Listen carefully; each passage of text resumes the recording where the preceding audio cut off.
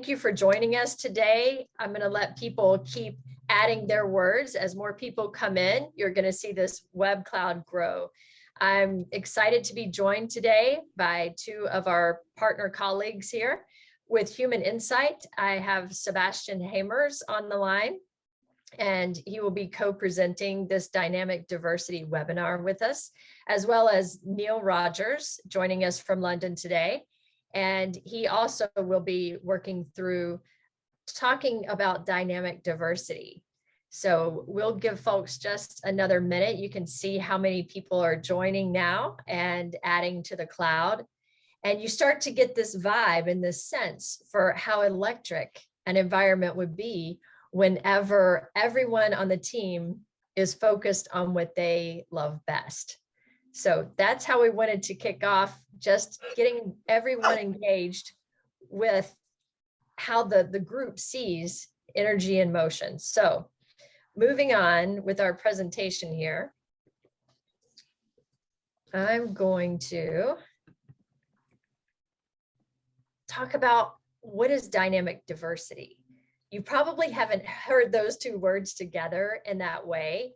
And so I want to talk about them together and separately, and why it's critical in business to have both if you want to have teams that are performing and they're most innovative. The first thing to realize is that we are all made of energy. Quantum science proves that, and we know it because in our language, it's throughout everything that we do.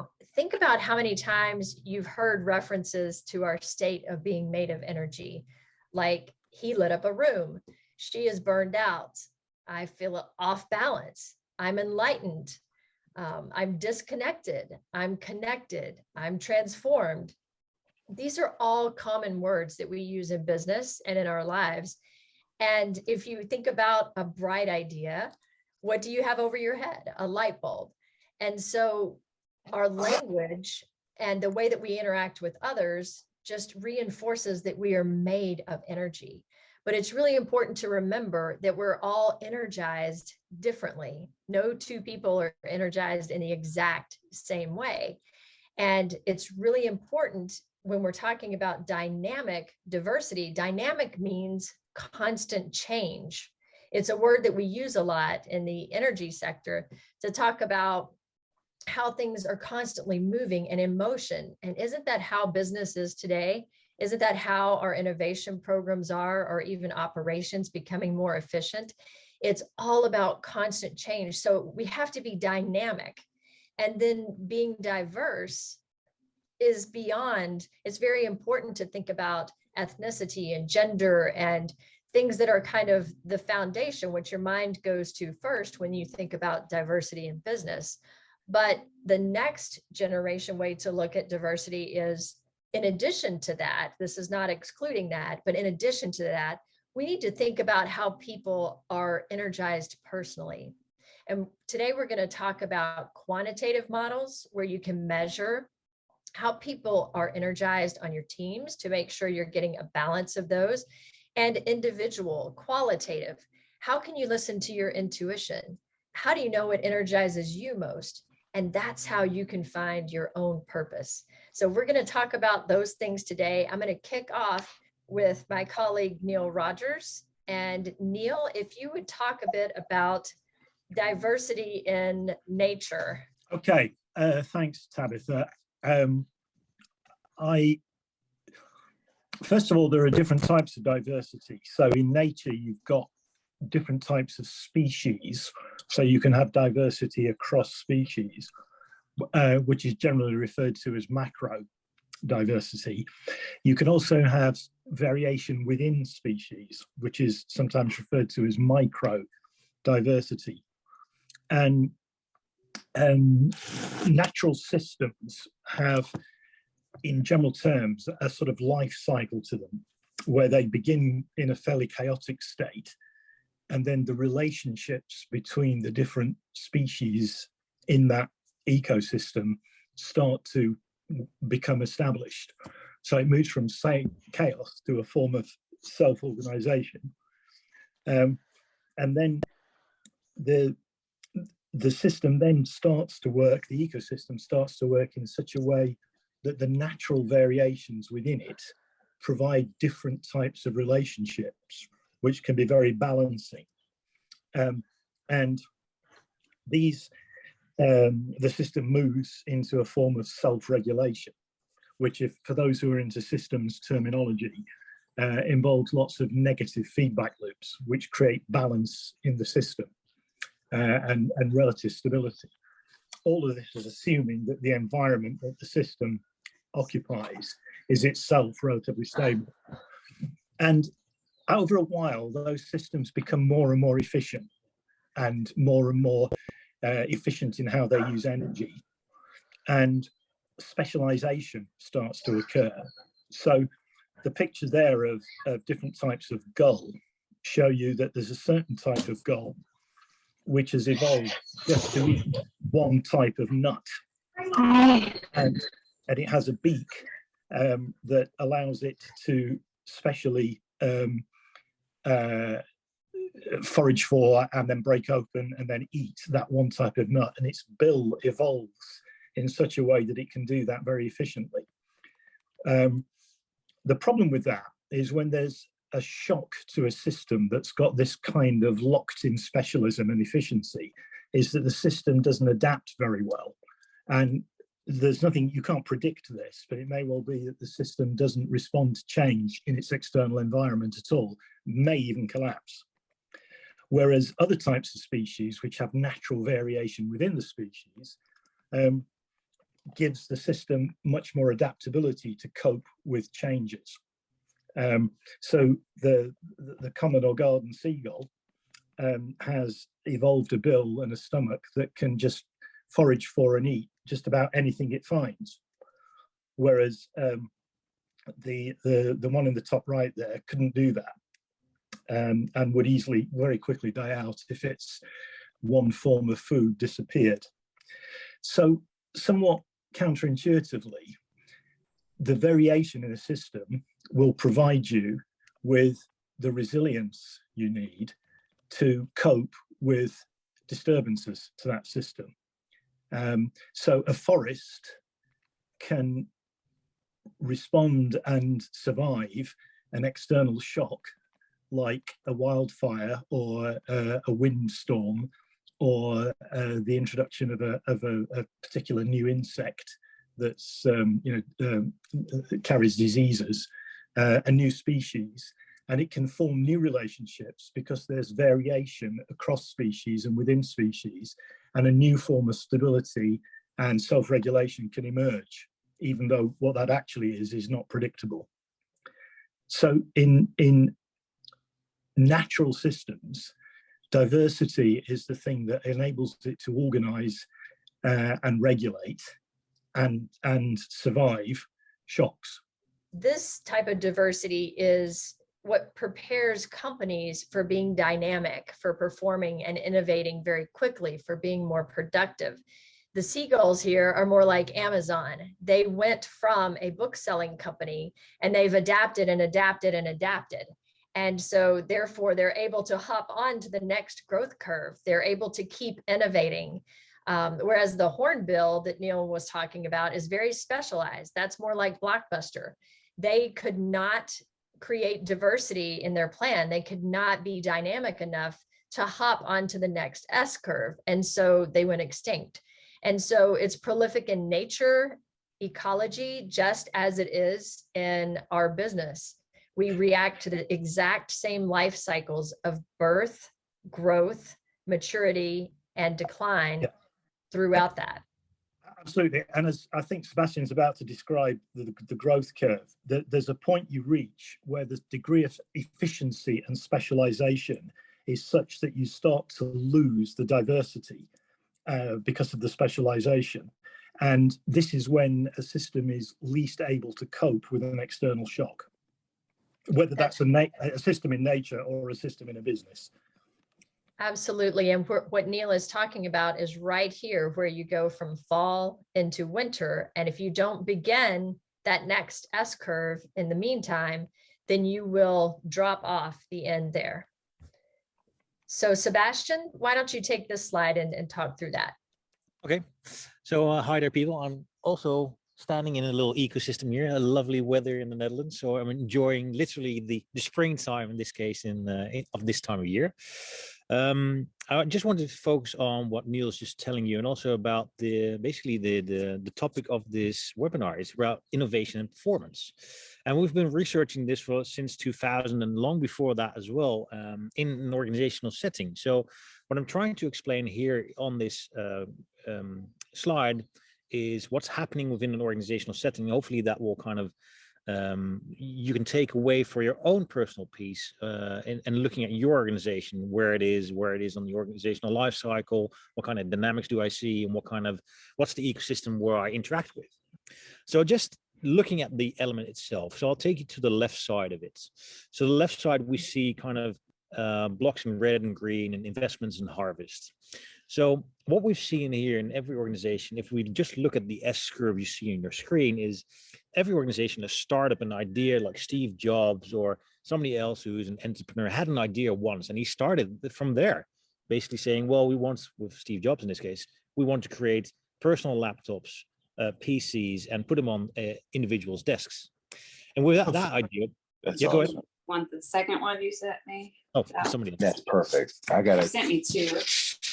I think Michael wants to join in, but Michael, leave your questions for later. So what we see there in the organizational lifecycle of it is that somebody has an idea, and with the idea, it's chaotic, it's a mess, it's like Neil just described, it's all over the place, it's not structured yet, we don't have value, we don't have customers. So you're going to set out creating a team around yourself as a company. Steve Wozniak, who is the coder, creating print images, etc., and collecting elements to create a computer. So an organization moves from that winter time, a lot of investment in time, energy, money-wise, and goes up to that next phase into the spring. Hey, we've got a launching customer, somebody who's willing to pay us to actually take our products. And the interesting thing here is that from the investment phase, you're getting money back, return on investment. So the harvesting starts already from the spring, moving towards a summertime.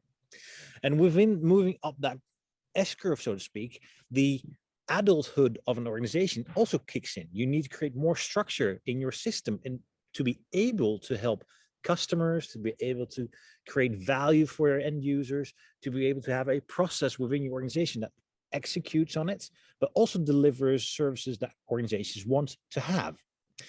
There is, however, a inflection point, what my colleagues just said as well, Neil, and you see like a red rectangle moving over to the fall, that every system, no matter if it's a blockbuster, a small startup, a scale up or whatever, a corporate one, they can cease to exist because of, well, wrong choices or being too big or too bureaucratic, etc., whereby the system itself implodes.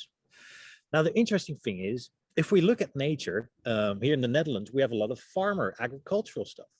So the reason why we use these seasons is an organization is just like a big farm, and a farm is also a company. But the farmer knows exactly what it needs to do every single year. When the winter time comes, the spring, etc., we need to prep the fields, we need to harvest, we need to put the seeds into the ground to be able to harvest in the summertime. And within the fall time, prep the fields again so you're ready for next year.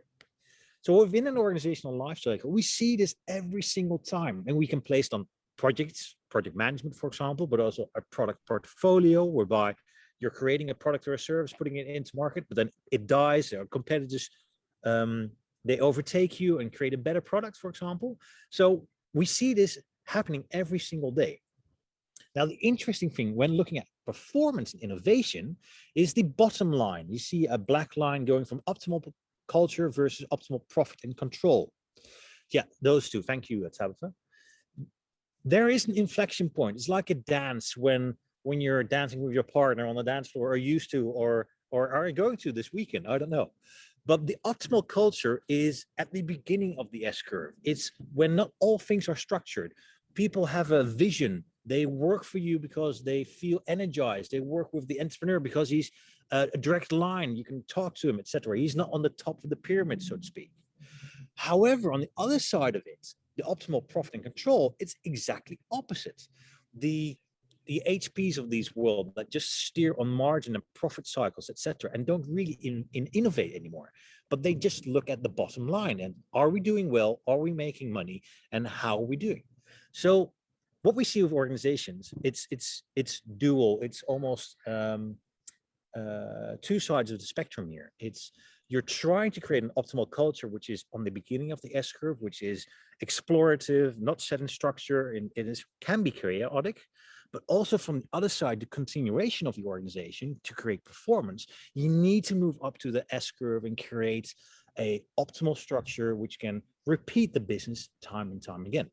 Great, thank you for that. And when we're looking at the business value of dynamic diversity, when we're looking at how different people relate in different ways on that curve, and the companies themselves are going through changes, these are some of the things that we can talk through here. And I don't know if Sebastian had to step off there, but we can think through some of these benefits as a group.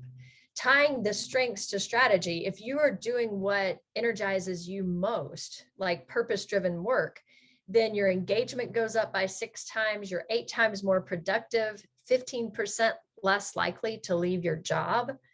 A highly engaged workplace has 41% less absenteeism.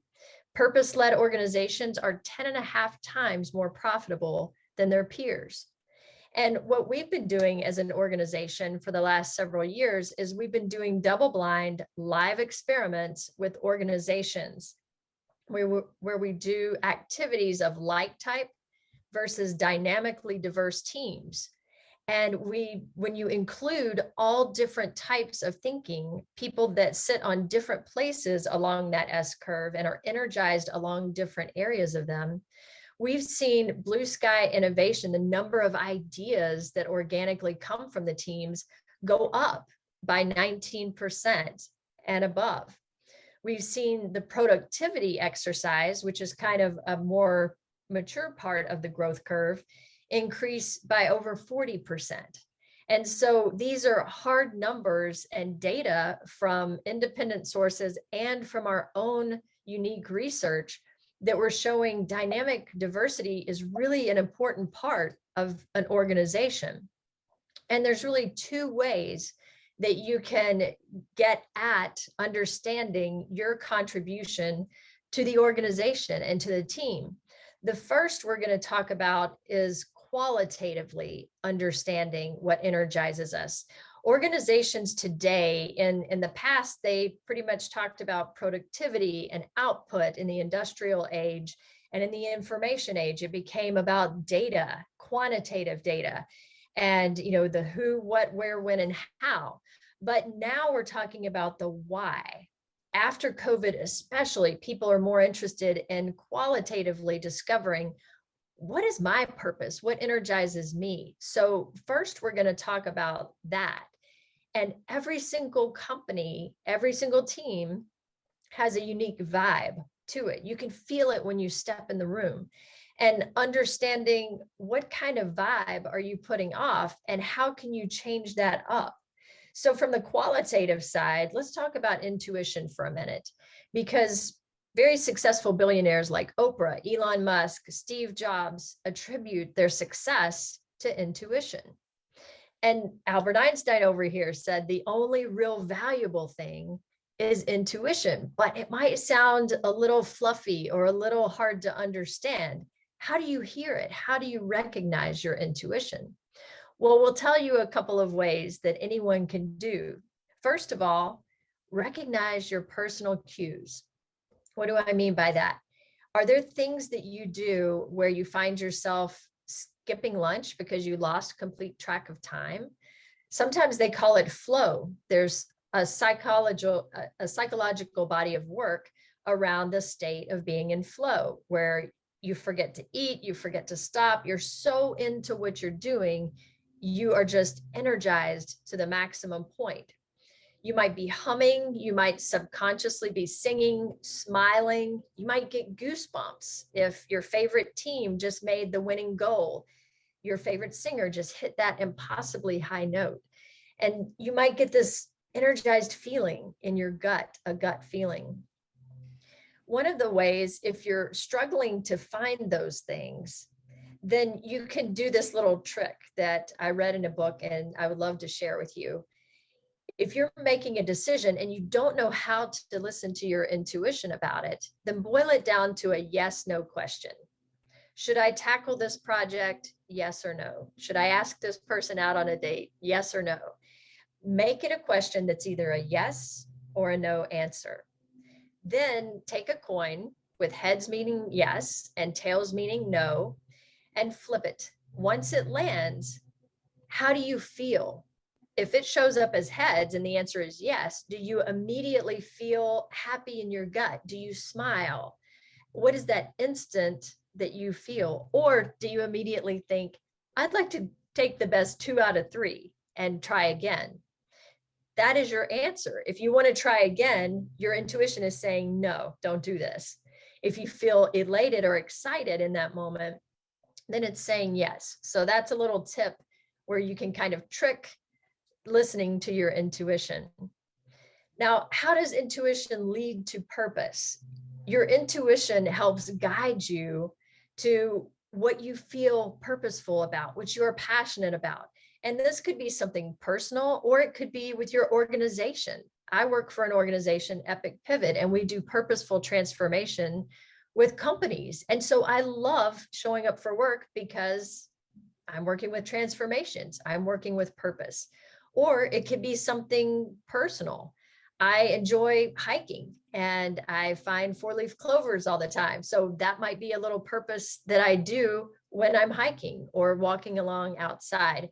Everybody's purpose is different and you can change it up over time. We have some waypoints here at the bottom of the screen, and the reason for that is a lot of people really stress themselves out. What is my big purpose for all of lifetime? And I'm not talking about a corporate purpose here. I'm talking about your team purpose, your personal purpose. Don't stress yourself out. Focus on listening to your intuition to identify just a waypoint. If there's something that your team is doing that is really positive, then do more of that. That's a waypoint. Set a goal in that direction. And that is your temporary purpose. And what you end up doing over time with these waypoints is like enjoying a journey and noticing the things along the way. If you set purposeful waypoints, then over time, you have a purposeful transformation. And whether it's you as an individual or your team itself, which might add different members to balance the energy, might set their focus in a little bit different direction as they are more and more and more successful, following that and getting rid of the things that don't serve them. That is how qualitatively you follow your purpose. How to quantitatively map dynamic diversity. There are a couple of methods. There is a book called Fully Charged that they have a series of 12 questions they ask organizations. And it's a great book to find out how is your organization energetically showing up. Another tool that we love to use is called the AEM Cube from Human Insight. And it's based on ethology and cybernetics and movement. So it's not a tool like Myers-Briggs or StrengthsFinder or DISC. Those deal with how we feel and how we communicate to each other. You can communicate or feel something, but this particular measure is about ontology versus psychology. Ontology means how are you acting? How are you showing up? How are you moving? And so it measures individual, team, and organizational dynamics. We're going to talk more about that in a minute, but it's a quantitative way that you can use 3 different axes. It's a 3D model to really find out how quantitatively diverse is my team. So this is a difficult concept to wrap your head around sometimes, and a picture is worth 1,000 words. So I'm going to ask Neil if you want to jump in on any of this, or Sebastian, I see you're back now, and I know you have to leave early as well. But I would welcome your comments on this slide. tying the people and the teams to different places along the growth curve. So I think, can I just butt in here, Neil, before you go? That's a way. Yeah, so what we found and what we researched is that over the years, since 1980s, 1990s, we've researched is how do people naturally contribute to these different levels of organizational life cycles? So what's the natural contribution? And what we see here is we've researched kind of all the interviews that Thomas Edison, Henry Ford, Harvey Firestone, and Pierre Omidyar gave. And together with New Jersey Institute of Innovation, we looked at all the scientific kind of interviews they gave us. And we looked at, okay, where would we plot these people on the S-curve? What would their natural contribution be? And that's what we see over here. Just to give you some context also, I think, for the people who haven't seen this before. So we've plotted literally Thomas Edison, Henry Ford, Harvey, and Pierre on the S-curve where they naturally contribute as an entrepreneur or as a, in this case, an innovative explorer, innovating some space in the technological space that they are known for. And I think over to you, Neil and Tabitha, to your explanation as well. Yeah, sure. What occurs to me looking at the diagram and the pictures and the faces is that Edison would be someone who would be completely comfortable disrupting and being in that kind of chaotic world where relationships and patterns have not yet settled down and been established.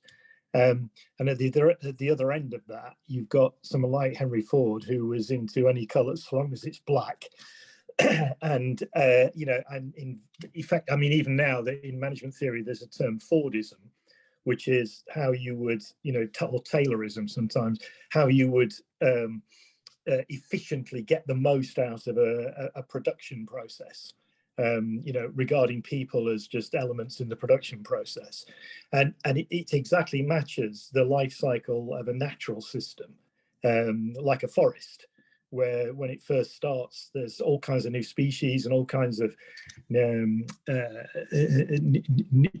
types of plant life and trees and stuff, and everything's settling, it's just chaotic until you get into some kind of established relationships, which produce the balance that I was talking about earlier, which produce the stability, which allow you to get more efficient and more locked in. So Ford loves it when he can get it locked in. And Edison would love it when it's completely chaotic and you have no idea where it's going yet. And I think that's important to know that each of us innovate in different ways. And so you can be innovative and still be very risk averse at the top of the curve. These are Correct. some of the most well-known inventors in history, and yet they span the entire growth curve. And I think this is something that companies miss a lot of times, is that they focus on, they think some people that are big idea people like Edison are the most innovative. Well, they naturally come up with creative solutions from the future, but if they are asked to make something more efficient, to innovate in that way, to make something, find all of the risk in it, they're going to fail. With that. Yeah, exactly. And so you need a balance on your team. You need dynamic diversity so that you can constantly go through this change with your teams. Spot on. And what happens when your actions do not align with what energizes you? What happens is you get burnout. And this slide represents some of the things that we are facing as a society. 67 million Americans quit their jobs last year. Most people are unhappy at work. The technological change during the entire year 2000 is now replicated every 30 seconds. That is hard to get your head wrapped around. And it's changing our psychology, it's changing our physiology. I have the goldfish on this slide because we as humans have an attention span today of 8 seconds. That's what our brains have adapted to because of the pace of change and the pace of technology. And goldfish have an attention span of 9 seconds. So we officially have less attention span than a goldfish at this point. And burnout has become so prolific that the World Health Organization classified it as a syndrome a couple of years ago. Now, layer COVID and PTSD related to it on top of all of those things, and it's costing us a lot of money. So when you're working in an area that doesn't energize you, like Henry Ford was up there at the top of the curve, if he was forced to constantly create brand new ideas that had never been done before, he would burn out very quickly because that's not what he was energized by. And the same thing with Thomas Edison. If he was restrained to finding efficiencies, and that's what he was asked to do for a long period of time, he would burn out. And so burnout results when you're not in a place that aligns with what energizes you most. Yeah. So I want to go through a couple of case studies and then we'll allow some time for questions. So how does dynamic diversity improve innovation? Let's tie this directly to business with real business team examples. The first group that we're going to talk about is, this is an optimization driven team. They are at that more mature place. So the members of them are naturally great at finding efficiency and risk. And the task they were given did not match that. The task said, let's invent a new customer mobile app. It's never been done before. I want you to create it, not something just off the shelf like everyone else will be using. This needs to be custom for what our customers will love. And this was a Fortune 400 retailer. And we identified this gap because they launched the mobile app and it had 1-star rating out of 5, which is not good, as you know. And we identified the gap, brought in people from other areas of the organization to help that were at the beginning of this growth curve.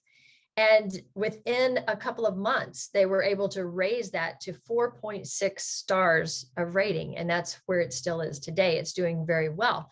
But they did not have the diversity in the team to be able to meet the task at hand. So it was not a match. And then the second case study is the exact opposite. How does dynamic diversity boost productivity? So when you think about being productive, that's like Henry Ford. You're trying to find ways to make things more efficient. You're using existing structures. You're getting creative with how to do more with less, how to make things efficient, how to find the risk and get it out of the process. Where are the barriers in the process? And so this Fortune 200 company, a CPG company, we worked with them and they had a problem that they had worked on for over a year.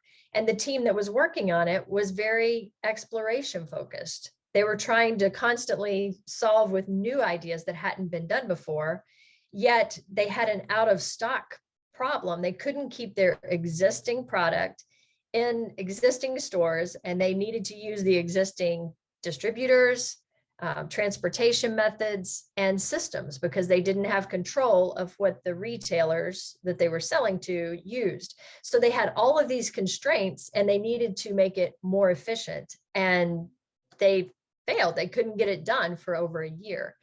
Again, we did the map. We realized that they were missing people at the top of the curve, rejiggered it, and within a few weeks, they had the problem solved because the people were energized and they were great at finding ways to make things more efficient.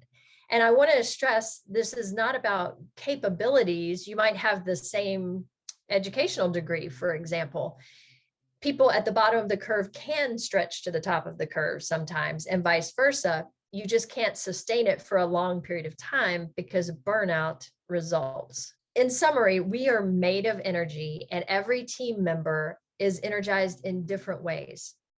Using your intuition to identify your potential energy, and it will help you find your purpose.